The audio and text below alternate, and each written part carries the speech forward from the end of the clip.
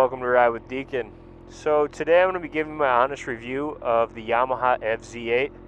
Before we get started, I'm just going to list all the specs of the Yamaha FZ8 for you so you can see that.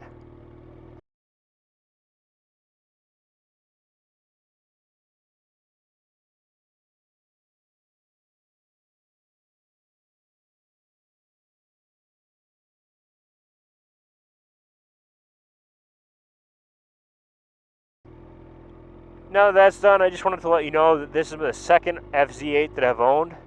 My first one was a 2011 Yamaha FZ8, and this one is a 2012. My first one I owned for about 4 years, and this one I've had for about 4 months now. So overall, I like the bike a lot.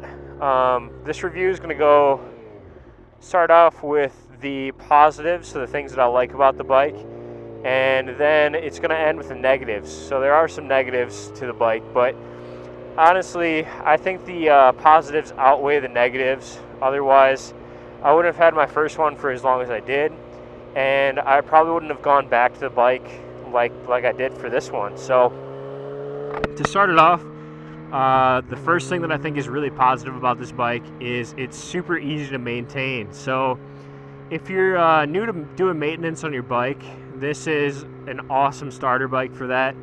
Everything's really easy to access, and everything's in the right place for that to happen. So what I mean by that is the chain is super easy to access. There's no fairings to get in the way. It's super easy to clean. The oil is super easy to change. The oil filter is right there. The drain plug is right there in a good spot. It's not super tricky to get to or anything like that. It's even easy to top off the coolant. I did not do a radiator flush, but I'm pretty sure that was pretty easy as well. Most naked bikes are easy to do maintenance on, just because of the fact that you don't have to take off the fairings and then put them back on. If you've ever owned a bike that had fairings, it's just a pain to put them back on. And if you have aftermarket fairings, it's even more of a pain because you're always going to have gaps, and it just looks sloppy if you do it the wrong way and you don't spend a lot of time doing it the right way. So that's the first thing I really like about this bike. Another thing that I like is the oil window. So Yamaha's one of the only bikes that I know of, there might be another one, that has an oil view window, so you can actually see how dirty your oil is, or how black it is, or how used it is, which, I don't know, it's just nice to see that, you know. So normally you just keep it down, jot down, and you do it by miles, but it's nice to be able to see your own oil. So another thing that I like about this bike is it's fast enough, or I shouldn't say it's fast enough, it's powerful enough for a person that's as heavy as I am. So I'm by no means a light rider, because most riders that I can think of that ride sport bikes are somewhere between like 150 and 180 pounds. I'm about 210 pounds, so I'm kind of a heavier rider for sport bikes at least. And this bike is by far powerful enough for me. But what I mean by that is it's able to take me over 100 miles per hour, and it's able to take me into go-to-jail speeds. So go-to-jail speeds are like reckless driving or like crazy fast speeds, you know. Like I'm trying not to go to jail, you know. So it is fast enough to take me to those speeds though, which is pretty nice. Another thing that I like about it is its weight. So it's about 470 pounds, and it's by no means a heavy bike, but by no means is it a light bike either. So it's a really nice middle in between. So if you happen to drop it, it's easy to get back up. And if you're going at fast speeds, it's heavy enough to kind of keep you stable. So it's going to perform. It's going to give you like the best of both worlds, you know. It's also easy and nimble to get around in the corners because it's still kind of lightweight. Talking about speed, that brings me to the next thing, the speedometer. So the speedometer is extremely accurate on this bike. I've driven past many radar signs that tell you how fast you're going and whether you need to slow down or not. and the speedometer and that sign have always been like the same number. So that just tells me that the speedometer on this is fairly accurate for that to happen. The Hayabusa that I had was about 13% off, which it was reading 13% higher than what I was actually going, which was just a pain in the butt. I actually had to buy a speedo healer, which is not cheap, to remedy that problem, and it took quite a bit of time to install too. So yeah, that's one thing that I really like about this bike. It's accurate. It's the speedometer is accurate, which is awesome, you know. So talking about the speedometer is really easy to read, and the tachometer is really easy to read as well.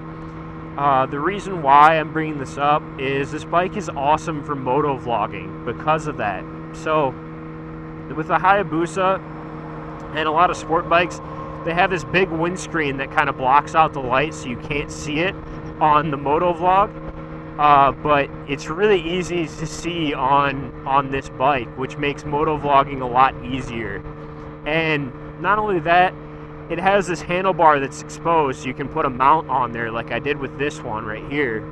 And also the engine noise isn't that loud, to the point where it just drowns out everything else. Like if you're on a really loud Harley, it can't pick up your voice that well because the exhaust is just so loud. So this bike is really, really nice for moto vlogging.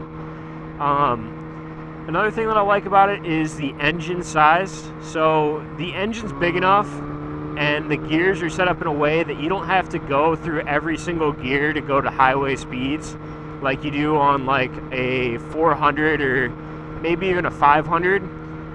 Which is really, really nice. So you don't have to go through all the gears, but it's not so big that you have to choose between one gear and the other gear. Like an example is the Hayabusa again. 30 miles per hour was kind of like a shift point. So if I was going under 30 miles per hour, I needed to be in first gear. If I was going over 30 miles per hour, I needed to be in second gear. I really didn't need to be, but first gear at 30 miles per hour was just screaming to the point where I needed to change gears. And then second gear below 30 miles per hour, it just wasn't enough power. So it wasn't enough like throttle response. So I kind of had to keep on switching gears at city speeds, which kind of pissed me off. Like, I hate constantly switching gears between first and second all the time. Where this one, I can kind of choose between second. Second's really good for about 30 miles per hour. And if I want a little bit more torque at 30 miles per hour, I can drop down to first and really take off. The bike's going to be screaming, but if I want to be more fuel efficient at 30 miles per hour with this bike, I can go up to third gear. So it's really, really nice in that aspect that you get to use more of the gears, but you don't have to use all of the gears, is what I'm trying to say. So another thing that I like about this bike is the seat height. So the seat height is just perfect for me. I'm kind of a shorter rider. I'm about 5'9", and I'm able to flat foot with these boots on. So these boots give me about an inch and a half extra. So I'd say like 5'10", you're able to flat foot on this. 5'9", my height, I'm almost able to flat foot. I'm guessing like a person that's 5'8", 5'7" could easily ride this thing and feel comfortable. So it's kind of a smaller bike, but pretty sure a larger guy could fit on this just fine. Like probably not as large of a guy as the Hayabusa could handle, but again, it's a Hayabusa. So yeah, so the seat height's not too high. And another thing that I like about this bike is the rider triangle, or the seat position. So you're sitting kind of upright, which is a lot more comfortable than constantly being hunched over like this. But if you really want to tuck and go a little bit faster like I am right now, it's fairly simple to do so. You just put your belly on the tank. So, and that still feels semi-comfortable. It doesn't feel as comfortable as a sport bike does, as a super sport bike does, but it still feels semi-comfortable to do that. So those are the things that I like about the bike. I'm probably forgetting one or two or something like that, but those are the main things that I really like about this bike. Now for the negatives. For the negatives, I was only able to think of 3 things that I really don't like about this bike.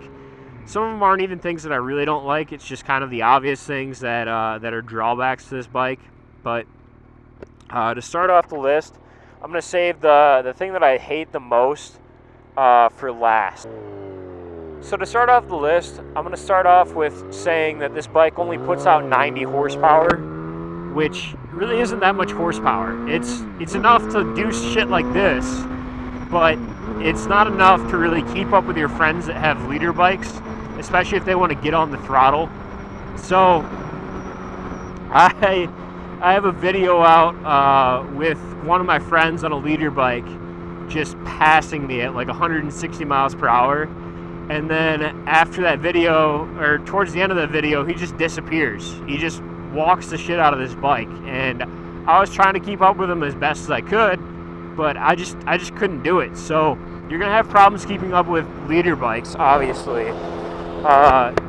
You're also probably gonna have problems keeping up with an R6, because the R6 puts out about 120 horsepower. So I've been on a group ride with a person that has an R6, and they were able to go a lot faster than I was. So it's not that fast of a bike, but again, it's still able to take you up over 100 miles per hour, and it's able to take you to go to GL speeds. So it's not that bad, you know. So the second thing that I don't like about this bike is the instrument cluster. So it is bare bones basic. I will say that it's better than the 2018 CBR Fireblade, the base model, because it does have a fuel indicator. So right now I'm 3 bars. It also has a temperature gauge, speedometer, clock, tachometer, and odometer with trip A and trip B. But it doesn't have any modes. It doesn't show your miles per gallon. It doesn't show anything fancy. It doesn't have any great electronics that help you corner better or do anything like that. And it's really, really basic. It doesn't have track mode, so it is really, really basic. That's one thing that I don't like about it. That brings me to the third thing, and this is the thing that I don't like the most about this bike. It's the mirrors. So what I'll show you about the mirrors. So these mirrors, they're on a ball and socket right here, so you can kind of adjust them that way, and then this whole thing is just a screw. So you can screw it. This one, to screw it in, you twist it towards you, I think. This one, to screw it in, you twist it away from you. So the reason why this is a bad design is with road vibrations and extreme wind, this right mirror all the time goes like that.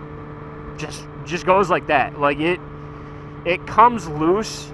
See, like it's kind of screwed in there. It comes loose, and then I gotta adjust it, and it never wants to go back into the same spot that it was in before. So there's been many times where I've been just riding around, and my whole mirror just changes position, and I can't see behind me. So I gotta do a check with my head, you know, and it just doesn't feel safe. I just want to use a mirror. So that's my biggest pet peeve about this bike. So while editing this video, I came up with a fourth thing that I don't like about the FZ8. It's the lack of an adjustable front suspension, and the stock suspension comes really, really soft from factory. So what I mean by soft is it goes down pretty easily, especially when you brake. So for a more novice rider, or like a person that doesn't do really aggressive riding, it's not a big deal. You just have to be smooth at the front brake.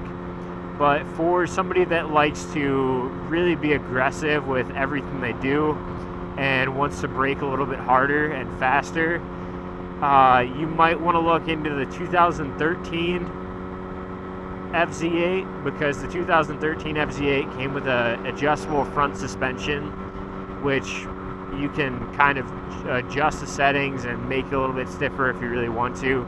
But from the factory, the front suspension does come soft.